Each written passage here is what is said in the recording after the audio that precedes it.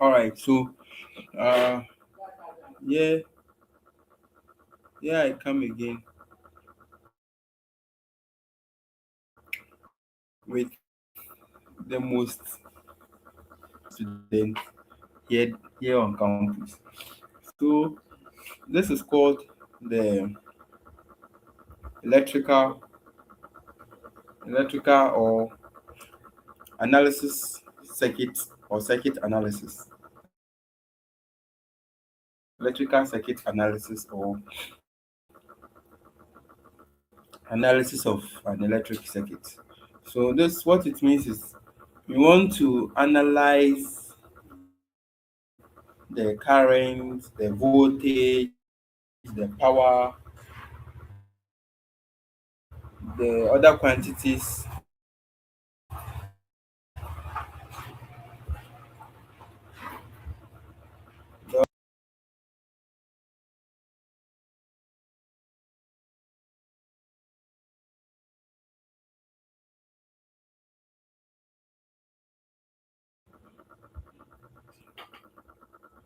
an electrical circuit.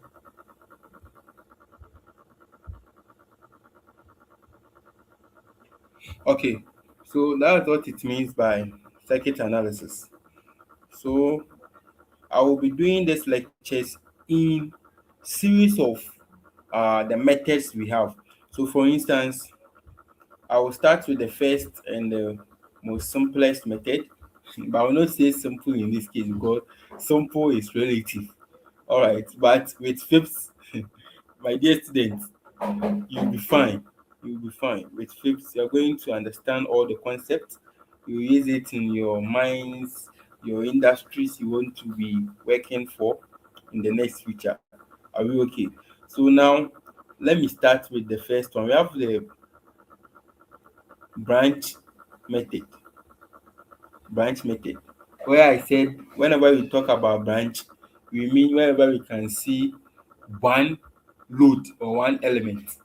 One element uh which can either be passive or active what element.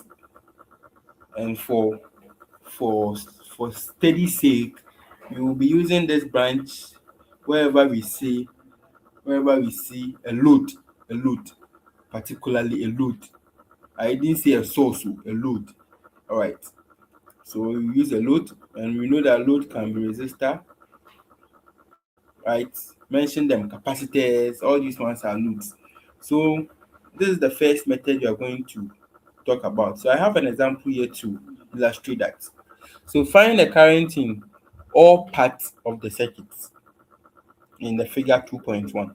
So it means you want to know the current in this part, current in this part, current in this part, current in this part, current in that part. But mind you, this is the same, this is the same in the same loop. This one. So it means that the current passing through the 4 ohms, it is that same current which is coming from this voltage source. The current passing the 8 ohms is 8 ohms because there is no other element there. The current passing through these 2 ohms, it is the same current which will be supplied by the 32 volt here. So what I will do first is I will label this as A, B, C, what D, E, F. Are we okay? Then solution. So in each of the analysis, we'll be using the two laws of electrical circuit, which is the Kirchhoff's current law and Kirchhoff's voltage law. I already explained this in my first lecture, so if you're not having it, go there, check it out. Fifth, the the perfect education for you. Are you okay? So, but I will be talking about it again in this lecture. So you are even at an advantageous what position. So when you say KCL, it means the current entering a particular node, and I already explained node. Node is where there is a junction between two or more elements. So B here is a node. B is a node. So KCL is saying that whenever a current enters a node, that current entering the node should be equal to the current leaving.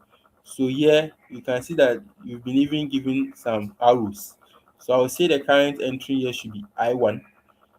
The current leaving node B into the 8 ohms should be I2. Then the current leaving node B through the 4 ohms should be I3. Should be I3.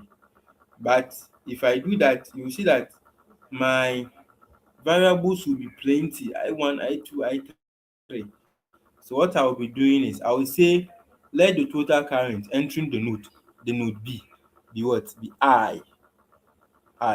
Then the one entering the 8 ohms here should be I1, and the one entering here should be what?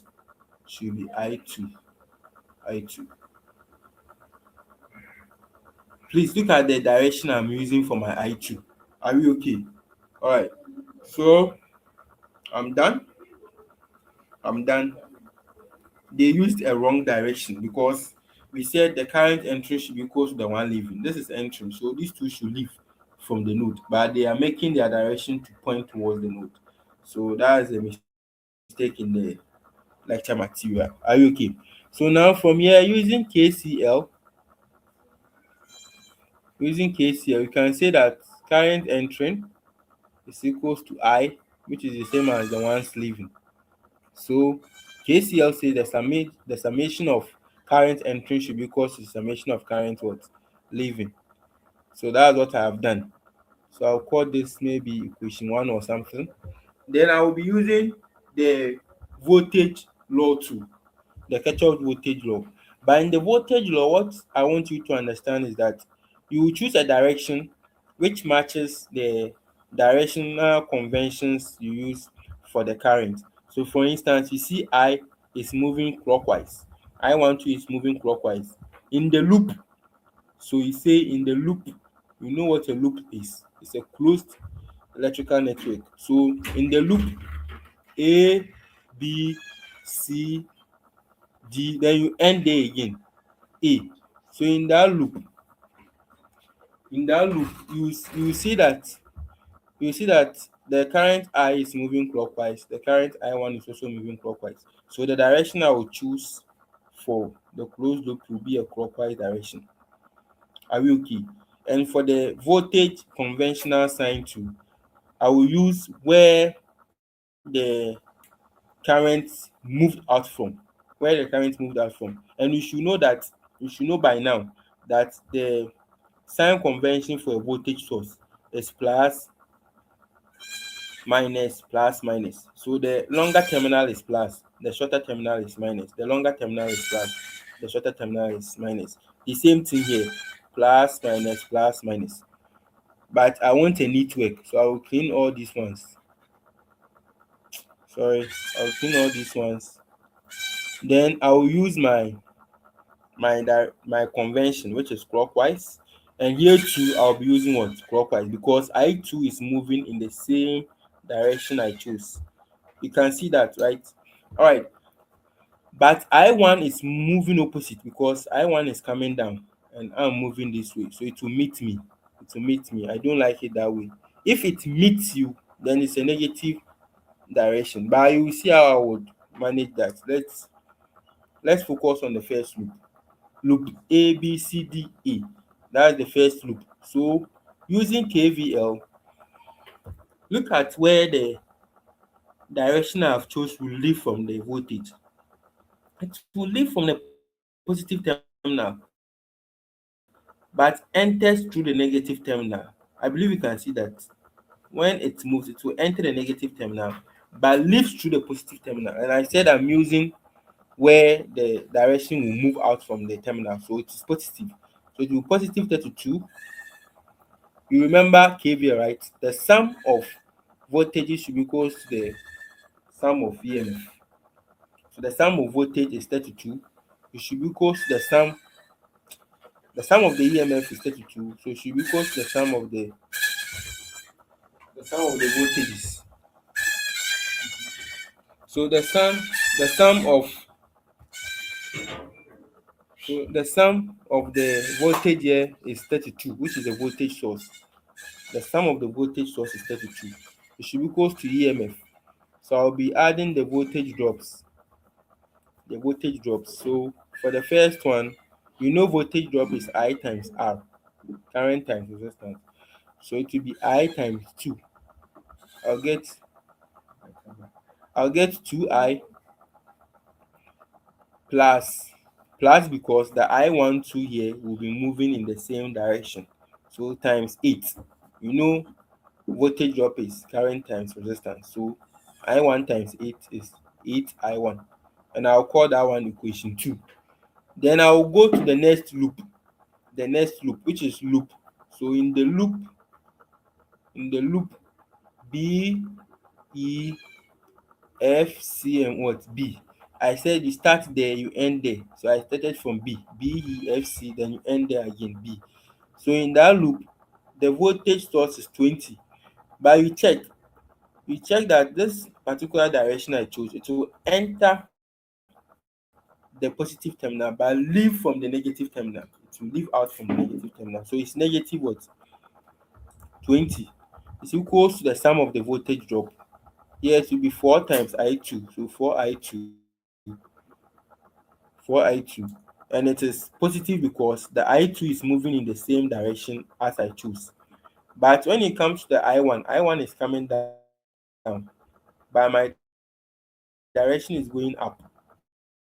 You can see if you do the negative times 8, it will be negative 8I1. So I'll change color to blue. Then I'll label it example or equation 3.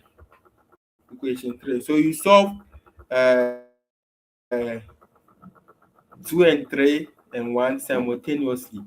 But you can see that from equation 1, I is equals to I1 plus I2. So wherever I see I, so you say put I equals I1 plus I2 into equation what? Equation 2. So wherever I see I in equation 2, I will put I1 plus I2. It is 2I, but I said I is I1 plus I2, so I'll put it there plus 8I what? I1. So at the end, I1 plus 2I2 plus 8 what? I1. 2I1 and 8I1 can add. So if I add them, I'll get 10I1 plus 2I2 equals 32. Now I'll call this equation maybe gamma. So now I can solve equation 3 and gamma was simultaneously. I can solve equation 3 and gamma simultaneously. So how can I do that? I will multiply gamma. This is not applied electricity, this is mathematics. We are done with applied. Times negative 4. So I will do gamma times negative 4. And if I do that, I'll get negative 128 equals minus 40I1 minus 8I2. I'll call it what? Beta. So now add beta and equation 3. So I'll say add beta and equation what? 3. And if I do that addition, this is equation 3. Negative 20 plus negative 128 is minus 148. 4I2. 4I2. So let me check here. All right, so this part means, so I want to eliminate one of them, right? So I'm coming. Sometimes fatigue setting, right? All right, but we are giving you the correct education. So what do we do? So you want to eliminate either I1 or I2. So here, what I will do is I will say maybe from gamma, I2 is equals to 32 minus 10I1 over 2, which is the same as 16 minus 5I1. So I'll put that inside equation 3. So put I2 into equation what? 3. Sorry, so if you do that, you get, let me use a different color. You get negative 20 is equals to 4i2, but i2 is now 16 minus 5i1 minus 8 what? 8i1. So with this you get negative 20 equals 64 minus 20i1 minus 8i1. So I'll get negative 20 is equals to 64 minus 20i1 minus 8i1 will be minus 28i1. Then 28i1 will be equals to what? 84. So if you want i1, you divide that to that, right? So basically it is more of mathematics, but it is up to you to get the right equations. Then you solve the two or three simultaneously. It is very simple. So these are the equations you should get at the end of the day. So they are here and you find your values. So 10i1 plus 2i2 is equals to 32. Then here too, I have um 2 2 what is it? 2i plus 8i1 equals 32. So basically these are the equations I get. Then I can solve that simultaneously. And don't be don't be confused because the variables I used are different from the ones they used. They used i3 and i2. I used i1 and i2. I know some of you are doing shakara shameful day, but we will solve this problem. Then stay safe. Goodbye.